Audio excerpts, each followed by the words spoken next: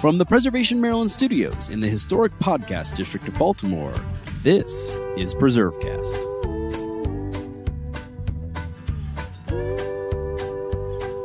Food is powerful.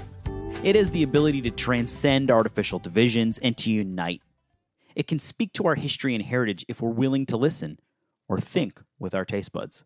For today's guest, using food to tell a story is all a part of his daily work. Brent Rosen is the president and CEO of the Southern Food and Beverage Museum and the Museum of the American Cocktail in New Orleans, Louisiana. So pack your bag, but don't bring any food. We've got that covered on this week's PreserveCast. Hey, it's Nick here, and I want to give you a hearty thanks for all your support this year. As 2020 draws to a final conclusion, thankfully, I wanted to let you know how much we appreciate your support, and to let you know we could still use a donation or two to keep this podcast preserving well into 2021. So hop on PreserveCast.org to make a gift, and also, could you give us a 5-star review? Also, I want to thank our friends at the 1772 Foundation who have kept us on the air, telling stories that matter and connecting us in a time when we all need it. Now, let's get preserving.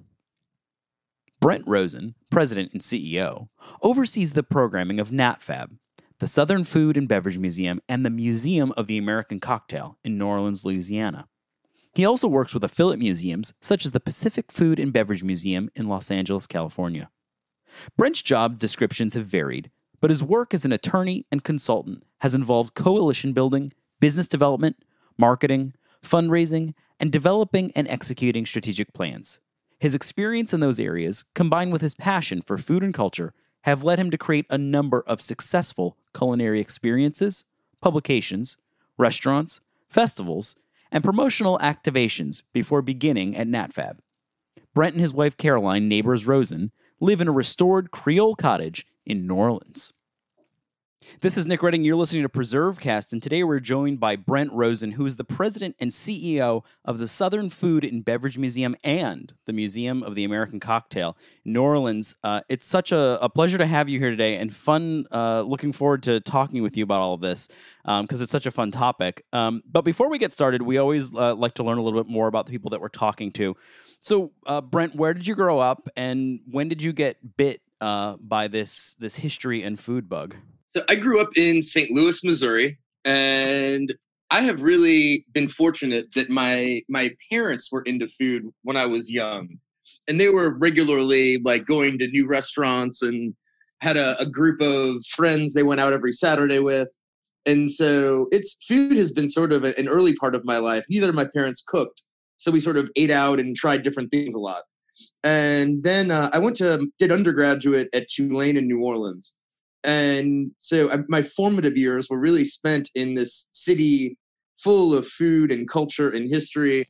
And I'd always been a bit of a history person. And so learning how all of our cuisines came together and the history and the politics of all of that, I found just fascinating.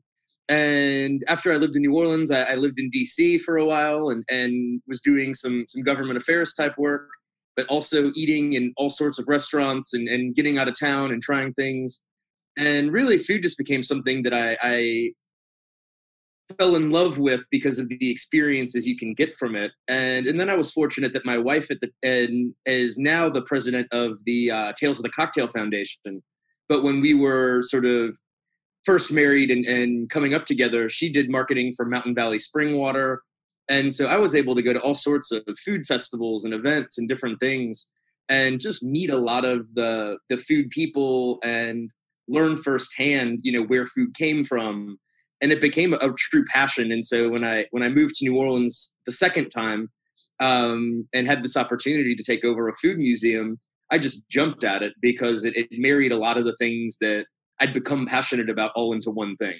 Yeah, I mean, it kind of makes sense that New Orleans would be a place that triggered that, because I don't think anybody can visit New Orleans once and not get a sense for just the overwhelming power that food and drink, I guess, has on that city. I mean, it seems it's as powerful as jazz and architecture and everything else that makes New Orleans great. I mean, it's right there in that. It is the gumbo of New Orleans that makes it such a great place.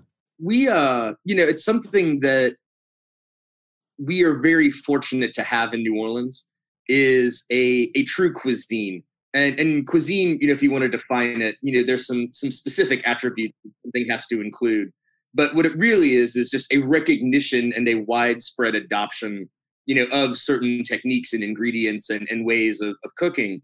And you can't really say that New York has New York food. New York has a lot of different food in it, but it all kind of sits shoulder to shoulder and is separate from each other. And maybe you can talk about a California cuisine, with ingredient forward and very light and Mediterranean in style. But nowhere has what Louisiana and New Orleans have, which is a true unique cuisine that is recognized as such by not just locals, but everyone.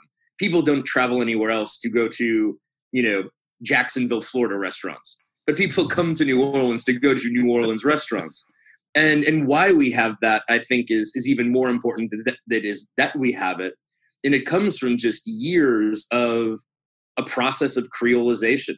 As people come to here and are born here and come, of age here, they are surrounded by these culinary traditions.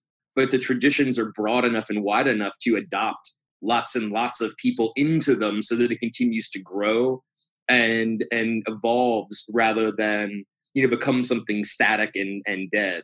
And so, we have so much, it's a well understood, French influence, but the influence of Africa can't be overstated, both in the ingredients, okra and gumbo, and also everyone that was cooking food in this area, was African American, whether it was on a plantation, in a restaurant, in a home.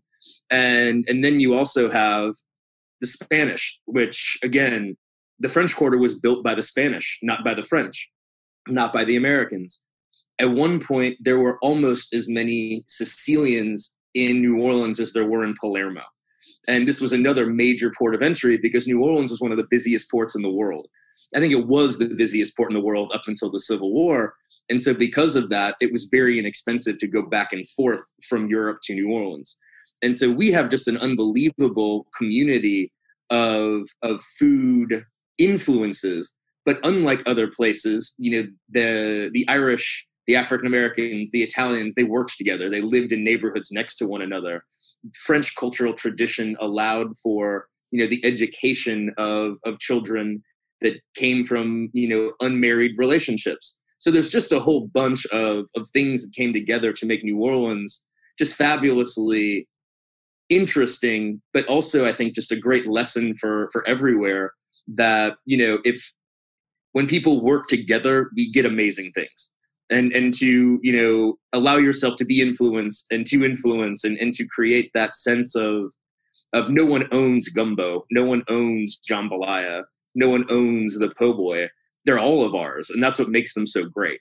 Yeah, I think it's interesting too. And to your point about a lesson, there's a lesson in all of this, and there's a lesson in the work certainly that you do at the Food Museum. And pleased to say I've been there. I like to tell PreserveCast listeners when I've made it to these places. And in this case, I've been there and had a cocktail there and ate at the museum, which is a cool component of it. So maybe that's a good place for us to pivot because there's a lesson, as you say, to be learned from all of this, and not just what the cuisine of New Orleans, because you cover really all of Southern food, but tell us about the Southern Food and Beverage Museum and then the Museum of the American Cocktail. Where did this idea originate from? How big is the museum today? How many people do you welcome? I guess maybe pre-pandemic is the best way of looking at that. But in a nutshell, what is going on at the museum and what stories are you telling? So the museum it turns 13 this year as a physical, space idea, etc. We were founded by Liz Williams, who had a long career in museums and nonprofits in New Orleans, and herself was a food historian. And she had written a good bit on New Orleans food and was one of the last generation of people whose Italian Sicilian heritage was still very much part of her life. She actually has a book coming out, where her grandmother still spoke Italian. And she remembers going to the opera in the French Quarter and all of these things. The first round of gentrification of the French Quarter was the removal of the Italian immigrants to allow for more hotels and more other things. And it's so that happened in the 20s. And so, history repeats itself. And we can talk more about that, as we go. But Liz really had this vision for a museum dedicated to the food and culture of the South. And why the South is that we are a unique region, and that at different times we have been sort of in the lead and then in the past. And then because of this revival of interest in craft and heritage and products that sort of stand the test of time, the South sort of came back in vogue in a very interesting way, where it had sort of been thought of as a backwater until people discovered country ham was good. And it had been thought of as kind of a backwater until we started exporting shrimp and grits and crawfish boil. Right. It became, now biscuits are everywhere. And there was a time when you couldn't get those unless a nice older lady from the South baked them for you. And so there's very much an interesting sort of current of, with New Orleans and Charleston being early capitals of culinary culture. And then, having all of the different immigrant groups that have come to the South, not just, again, the sort of traditional narrative of black and white, but, with the South now, encompassing Houston, which is one of the most globally diverse and interesting cities, there is, South Florida. The South just has a lot to talk about. And it's an interesting region because of that. And so the museum is set up where we have exhibits on each of the southern states. And the museum space was the Dryades Public Market. So for those of your listeners who've been to sort of the French market in New Orleans, at one time there were closer to a dozen of those spread out all across the city. So my building is the 1870s market today. And so it's had walls added, it has air conditioning now over the years. But because it was a grocery store, the museum is actually set up as if you visit a market stall for each of the southern states. So it's very fun, it's very interactive. You can pick things up, you can touch things. And then we have our Louisiana collection, which is where we have a very big focus on restaurants of Louisiana, famous and not as well known. We have a wonderful collection of material from Chef Leah Chase, who is sort of the patron saint of the New Orleans culinary community, who passed away a couple of years ago. And we have some amazing things of hers on display there. We have a really fun exhibit about the differences in Cajun versus Creole, which is really interesting to people because, someone would tell you, well, Creole is city food and Cajun is country food. And it's so much deeper and more interesting than that. And we have a great, area to learn about it. So the museum itself it's about 13,000, 14,000 square feet under roof. And then we have a very good sized garden. And in the garden, we grow lots and lots of southern food and vegetables. So we have sugarcane growing, because a lot of people have never actually seen what sugarcane looks like. We grow tomatoes and citrus and use those in our kids' programs. And then we have a pretty good sized cocktail collection as well. And so the Museum of the American Cocktail was its own museum for a time. And we became sort of the stewards of that collection in 2014 and 15. And that occupies about a third of the museum space. And within the Museum of the American Cocktail, it's really focused on sort of the first use of the term and mention of cocktails, which is in the 1820s or so, up until the kind of modern age of cocktails in the 70s, when things really, went to the cocktail scene was no longer good. It was all pre-mixed drinks, sour mix, this mix. And then it was not until the very late 80s, early 90s that the people who founded the Museum of the American Cocktail brought the Manhattan back, brought the martini back, and the gin fizz and the gimlet. All of these drinks that had been popular before Prohibition had really been lost because the Prohibition killed conviviality in America for a long time. If you can think about right now, as a listener, think of the places you go to eat that don't serve alcohol. Now imagine that's everywhere. and so you can realize what an impact that had on, 20 years of Prohibition sort of killed sophisticated dining culture in America. And during Prohibition, since it was run by gangsters, it was another 20 years after Prohibition before anybody who had any reputation they wanted to uphold would even mess with food and beverage because it was still so mob controlled. So really, Prohibition took a 40-year bite out of the evolution of good food culture in America. And now it seems like that, there's been different kind of ups and downs. And I even read something here locally. We're obviously broadcasting out of Maryland, which today I guess is debatable if we're a southern state, although I know we have an exhibit at the museum. So we can count you. But some of my southern friends would maybe quibble today whether or not Maryland is a true southern state, but historically, of course, south of the Mason-Dixon. Yeah. But it's even to this day, there are legacies of this, and there's been ebbs and flows, is what I was going to say, with cocktails, where craft beer became a really big thing over the past 10 years. And so, that has been the focus at restaurants. And now we're starting to see restaurants come back again with cocktails and that being a focus, and craft liqueur and craft liquor that goes into it. So you're right. It is interesting to think of it that way. And I had never really kind of put two and two together about Prohibition and sour mix, but I'm glad that has a waning influence. It was like a trade that lost 40 years of experienced members. And so all people knew to do was put sour mix and whiskey together and call it a cocktail. Yeah, and that is definitely, I guess it's something. I'm not sure if it's a cocktail, but so yeah. Oh, it's not so much. I don't want to come across as a snob, because I am not in any way. It's more about, there was a history, and then there was a great sort of, the same way that happened with beer too. Just sort of a great homogenization.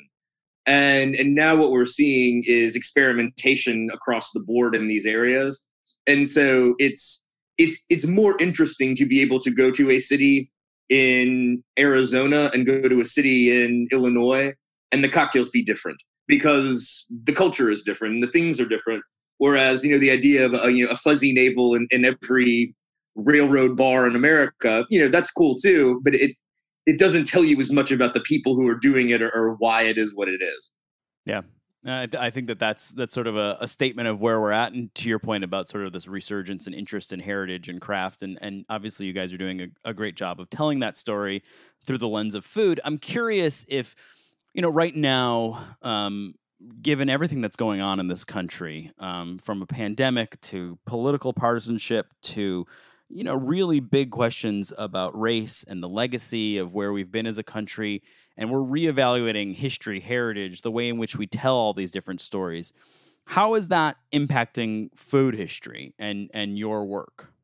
There's a lot that's being impacted. And, the recent pandemic, which forced us to close for almost 6 months, give or take, was a tremendous opportunity to think about what we were doing more from when you're just sort of every day on the run. We've got the museum, beyond being a museum, we do cooking classes, we do events, we do a lot of rentals, a lot of kids programs.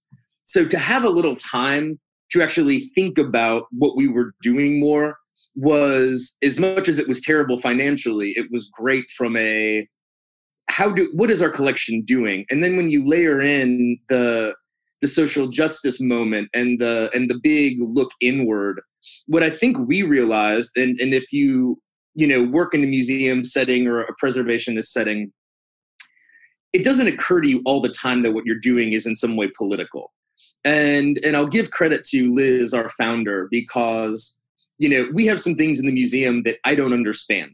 Like we have boxes of chocolates from the 50s, and I have no nostalgic connection to those. They just sort of look like old packages. And then I see someone who's in their 60s or 70s come in and get a tear in their eye because that was something their grandmother gave to them. What Liz helped me understand was everything will be historic someday. So don't write things off now because you don't think they're important. You'd have no idea what will be important in the future. And that I did understand. What I've come to understand is those decisions are political. And the nostalgia being triggered is different for all people because they're bringing themselves to it. And so what we looked at is that we have an amazing collection of artifacts. We have all kinds of stuff. But what we didn't have a lot of were the stories behind the stuff. And when you look at that, if someone wanted to come into the museum and find erasure of marginalized voices, I think you could. But there's not really majoritarian voices either, because we weren't set up that way. We were really set up to be something that showed the products in the history and didn't look at those deeper stories. And so that forced us during this great period of inward looking to say, why aren't we doing that? Because isn't that really when you get beyond the first level of, oh, that's interesting, what comes next? And I can give you a couple of examples of things that we've done at the museum that I thought were really, that I don't think we would have done was it not for these moments of really thinking about it. And the first was an exhibit we did on appliances. And we have a whole bunch of old appliances in the museum, amazing old ovens, old refrigerators, like original can openers, things that nobody really has seen for years. And we arranged them in this really neat display, almost like you would do, at an art museum if you were doing a furniture exhibit. And then I started to look at it and I said, guys, aren't we just doing what we always do, which is taking stuff, arranging it very beautifully, and telling people what it is? And I said, let's go one level deeper and really, electrification was a big deal. Let's learn more about it. And what we ended up, doing a lot of research on was the sort of social justice impacts of electrification in the United States. Because we all know, this idea of the digital divide between those who have broadband and those who have, no internet. Imagine what the divide was like for those who had electricity and plumbing and those who did not. You are not living in the same world as people who had those things if you didn't. And so we looked into, how was electricity distributed? And it was not distributed fairly and equitably until the government stepped in the 30s and 40s and created things like the TVA, and then used the power of the federal government to force, they would not insure loans for substandard housing anymore. And substandard meant not electrified and not plumbed. So basically, if you wanted to be able to, work with the federal government and have your loans backed and guaranteed, you had to do that and electrify them. And that was really fascinating. And then we said, okay, well, let's find the advertisements for the original appliances that must have run in, the African-American newspapers, the Chinese language newspapers, the Russian language newspapers. Let's find some neat, diverse advertising. And you wouldn't believe it, but there isn't any. And then we thought, okay, that's worth some further research. And what we found was the same ad agency that General Motors hired to teach it how to sell cars in a mass market taught them how to sell refrigerators. And what they told them was make a standard model and then have add-ons just like you do with your cars.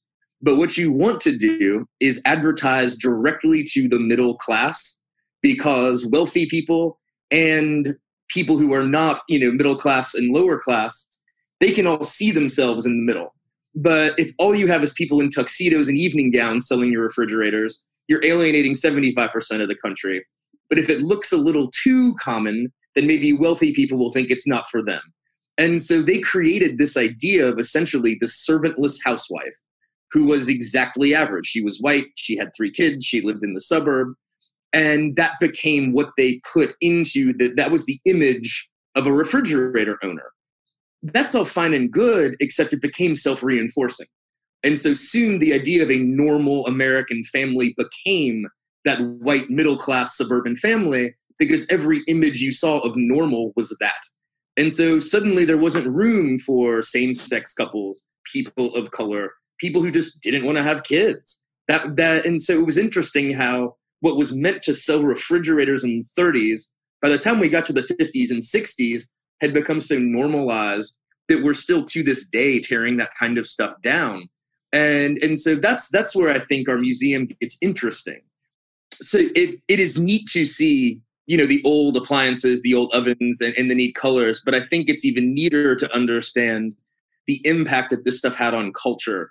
And the biggest takeaway that we want people to understand after they leave this particular exhibit is, one, how this idea of the, modern family came to be, but two, the unbelievable savings in time that electrification brought.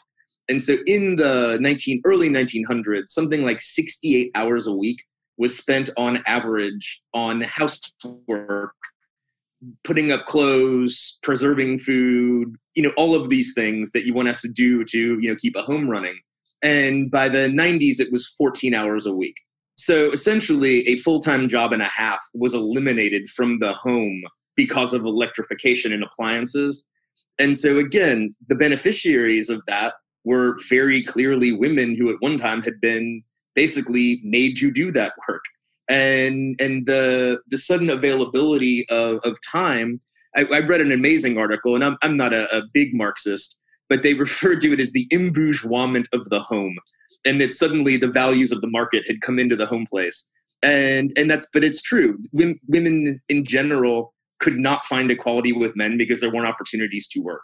And that changed with appliances, and it created a sort of whole new world that we are now living in. And that's fascinating. And I think more so than just, displaying the appliances. So that was one, I thought, really neat story that we found. And then another, one of the people who I work with is from South Carolina. And we have this bag of Carolina gold rice. And I've never, again, thought much about it. And she would encourage me to take a look at a book called Black Rice. And so I read this book, and what the book explains, and it's an academic book that I don't know how long ago it came out, but it's one of the university presses. But it is the story of how rice was independently domesticated in Africa beyond the domestication of rice in China. And it was those people from Africa who were sort of purposefully enslaved and brought to the Carolinas to transfer rice culture from Africa to the lowlands of the Carolinas. And the woman who wrote the book, the professor, was able to study the irrigation systems in the sort of Gold Coast of Africa and the Senegambia area and see that the way rice irrigation was done there is exactly how it was done in the Carolinas. Well, for 500 or so years, rice cultivation in the Carolinas was thought of as the accomplishment of the planter. And the idea for rice coming from Africa was attributed to the Portuguese sailors who were picking up people who had been enslaved and bringing them to the New World. So really, the entire African origin of rice in the Americas had been erased. And it was not difficult looking at the archaeological record and the historic record to see that this major accomplishment and really the backbone of American cuisine in the Tidewater was a product and a development and an innovation of enslaved people. And so we all know, I think, that, the story of slavery is bad. What I don't think has been revealed enough is the human stories within that sort of have been erased because it's been possible. To where Carolina gold rice is black rice. And it's a much more interesting story to know that than it is to just think, rice spontaneously grew from the swampy, tidewatery areas of the Carolinas. And so, I think there had been in the past some sense that to tell these stories was insulting to some group or, was creating a sense of victimization in another or would be offensive to a board, board of directors or a community. And I think this great accomplishment of the last 6 months has been to no longer, these are the stories people want to hear. If someone is telling you that, you've gone too far with this, they're wrong and you're not, because this is what people are demanding. People want to know what's real and authentic about their food and their cultures. And without knowing that, you really can't be an informed participant in a lot of the modern food conversation, about, what is appropriation and what is appropriate and, who works for who and why. Lots of that is all based in our history. And to sort of create these black boxes where we just don't look into that subject too hard, it takes away a lot of human agency and interesting stories from some and allows others to sort of skate on past stuff that really does need to be fully recognized and reconciled. Well, having been to the museum, I knew we probably were going to get a good answer on what you guys are doing and how you're changing that narrative. I didn't know it was going to be quite that good. I mean, that really gives everyone a sense listening to this about the seriousness in which in the way you would approach this work. And I guess again we have Madison Avenue to thank for some of our longstanding and pervasive problems in terms of the average housewife, the average home, all of those sorts of things that you put together there. It fascinated me, and I was glad that we did just say to ourselves, what if we looked one step further? Because it opened up this entire sort of line of thinking, about how a consumer system that's built to sell products, is not necessarily one that is built for equity and representation. And, I think that's something that we're having big conversations about right now without, I think, fully understanding the history of it is very recent and very much not on any one side other than selling stuff. And I think that is its own sort of interesting issue. So, how do you define Southern food? Obviously, at the outset, you talked about New Orleans cuisine and how that is unique to that area, and that there isn't really a cuisine of, say, Jacksonville, for example. There might be a Charlestonian cuisine, I don't know, maybe arguably, but how do you define Southern food? And then from there, we're going to pivot to some rapid fire questions about some of your favorites. Wonderful. So we have a book coming out probably 2 years now, just with COVID, that I just wrote the introduction for, and literally this was the question. So I have some thoughts on this, and I think the South has an interesting relationship with its history, and it's sort of, there's this inherent tension of reverence for tradition with the constant innovation that has been happening in the South forever. And I think that is in its own way, to answer the question, what is Southern food? I think you have to recognize that what's really the central conflict in the South is this conflict between its past and its future.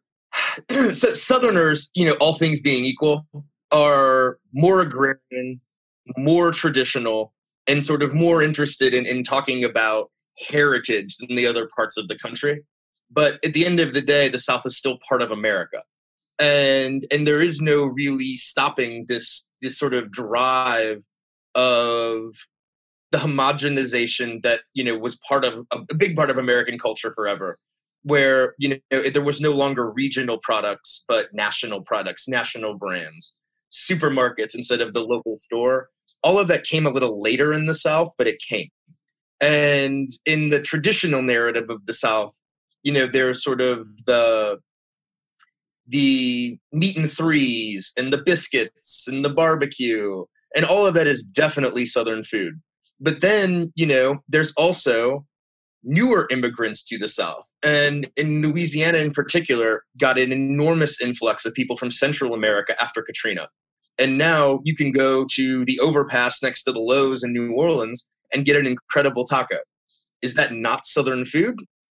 There are wonderful Middle Eastern-owned gas stations, truck stops on the sides of the roads in Tennessee and Mississippi and in Georgia, where you can get things like samosas in the hot box right next to, fried catfish. Is that not Southern food? And so I think, I'm very interested in defining Southern food as broadly as if someone is eating it right now in the South, it's Southern food. And I think that goes back to, in a way, what we talked about with New Orleans, which is if you can't absorb everyone who comes in, then you don't really have something you can call a cuisine. And I'll take off my historian hat for a sec and just talk about what I'm really interested in food today. And I think really the most interesting restaurants, and this is not my thinking, but really I think sort of the consensus of food people is that it's first and second generation immigrants to America with culinary training, using the food of sort of their upbringing and their culture mixed with techniques and ingredients of the United States. And so you look at what's going on in Los Angeles or what's going on in the Pacific Northwest. Those restaurants are really interesting because what they're doing is Creole food. And I think the term fusion has a really bad rap, because when you talk about fusion cuisine, you know, people think about like wasabi whipped into mashed potatoes and just silly stuff. But what's truly interesting is when someone takes who they are and then adds their culinary training and the ingredients available to it to make something new.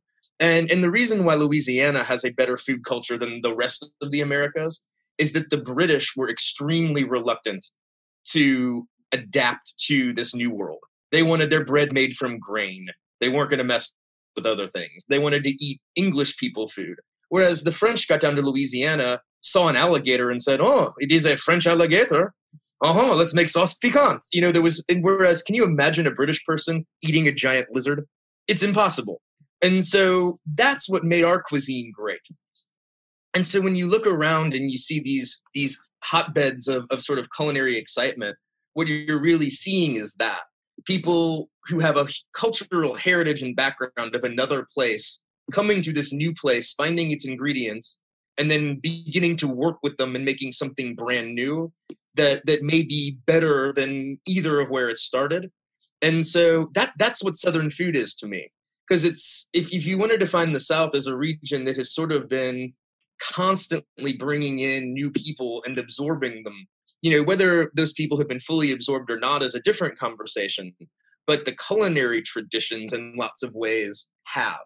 And so that's a very long sort of way of getting around to this idea that, you know, if you're too narrow in your definition of Southern food, you're excluding some of the most interesting parts just because they're too new. and you want to think about the South in this old, you know, the biscuits and the gravy and the collard greens and the pork. And in so doing, you can tell an easier and more narrow story that has sort of a clear arc. But Southern food is about more than just our past. It has to be incorporative and ready so that when, you know, again, I'll use New Orleans as an example, but we brought a lot of people from Vietnam to the greater New Orleans area after the Vietnamese War. And because Vietnam had also been a French colony, many of our traditions were the same. Because the Mekong Delta and the Mississippi Delta are a very similar ecosystem, many of our traditions were the same. And now we have a very thriving Vietnamese population in greater New Orleans. And so everyone here is familiar with pho, but we're also familiar with banh mi. We sort of just call them Vietnamese po' boys because essentially they are. And in that incorporation, it makes it to where it's all of ours again. It's like we've added to the po' boy canon more than Vietnamese people came and took the po' boy. And I think that there's something very exciting about that. And the South has always done that. It just, it hasn't always done it in a way that's been recognized. Yeah, it hasn't always done it and recognized or maybe embraced it or identified it or those sorts of things. So or said what it's doing. Yeah. Yeah. So as we move to a conclusion here, we gotta. I want to roll through some of these questions because I don't want to miss them here. Which is, and this is going to be difficult in context of what you just told us about what Southern food is and how it's constantly evolving. But do you have 3 favorite Southern dishes, and then as a follow up to that, do you have 3 favorite cocktails? Yes. Okay. So my 3 favorite Southern dishes are traditional category. I love fried chicken, especially fried chicken wings that are breaded, cornbread, and I'm a Midwesterner, so I add sugar and whatever. And then I finally got good at cooking field peas when I lived in Alabama for a while. And whether you call them beans or peas, you know, the little delicate green things are just my absolute favorite. And then if you wanted to talk about more, you know, not as traditional, there is no better dish than a shrimp po' boy. And I love when barbecue is used as ingredients in tacos. So sort of Tex-Mex style, where you can get a brisket taco with pickled red onions and some green sauce is just wonderful. And then you don't want to leave out baking. And, we have the icebox pies of the South, where you can make a peanut butter pie, or what's the green, it's like a minty thing. There's a cocktail that it is too. Grasshopper pie. Those things where you just kind of whip it together and stick it in the fridge. I love those too. And then cocktails, since you also oversee the Museum of the American Cocktail. So I love an old fashioned, and I drink a lot of those. I like a martini, very dry, usually with vodka. And then I consider the Pimm's cup just sort of in the same way that an appetizer gets you ready to eat more food. I think a Pimm's cup gets me ready to drink more drinks. For some reason, that just kind of opens it all up and gets me ready to go. So I'm known for a couple Pimm's and then a martini as a ease into a long New Orleans lunch. A Pimm's cup, so, sort of a very British answer there. Yeah, I think you and the Queen would like those together. Yeah, exactly. The Napoleon House here in New Orleans, I think they may be the 8th largest seller of Pimm's in the world. They're in the top 10. I cannot remember which one, but they've been doing a Pimm's cup in the Napoleon House since Napoleon was around.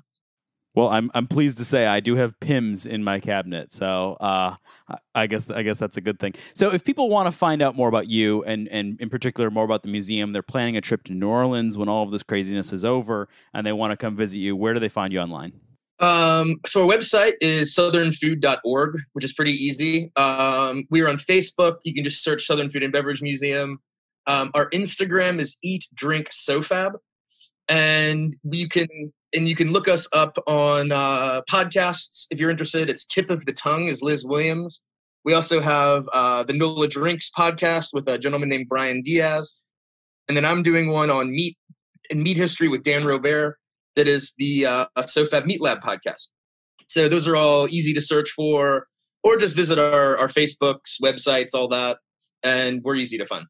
Well, if the PreserveCast listeners can't get enough good food content just from this episode, which they can't, then it sounds like you've got them covered, particularly with that meat podcast, which I feel like I have to turn into. Meat podcast is fun. You'd be amazed at the differences in sausage culture from one state to another. And it's all about where people came from. So again, getting into that idea of, how does our culture, the German immigrant population in Wisconsin was different than Indiana. So they make bratwurst differently. It's wild when you think about, bratwurst can be that regional and specific. Well, you had me at sausage culture. So I'm there. And before we depart, last and final question before you run, what's your favorite historic place or site?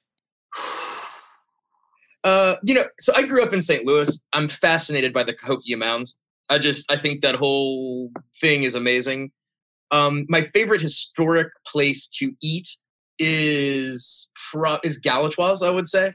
And while they may not be as historic as Arnaud's or Antoine's, they are in that same, era of just classic old New Orleans restaurants that really are like going to a cocktail party that serves food while you're seated, more than they are the restaurant idea.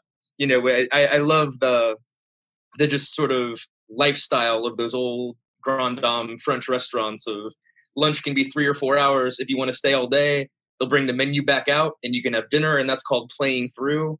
And so, to eat it in the old fashioned way, that's my favorite. I love that idea of playing through to dinner. I think that's pretty cool.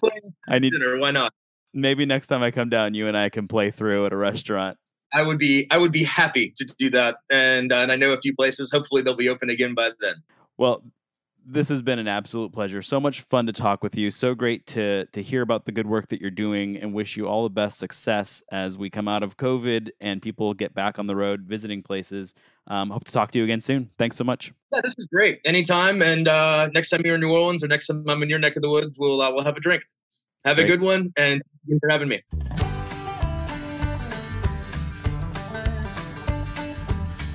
Thanks for listening to PreserveCast. To dig deeper into this episode's show, notes, and all previous episodes, visit PreserveCast.org. You can also find us online at Facebook and Twitter at PreserveCast. This program was supported by the Historic Preservation Education Foundation. PreserveCast is produced by Preservation Maryland in Baltimore City. Thanks again for your support, and remember to keep preserving.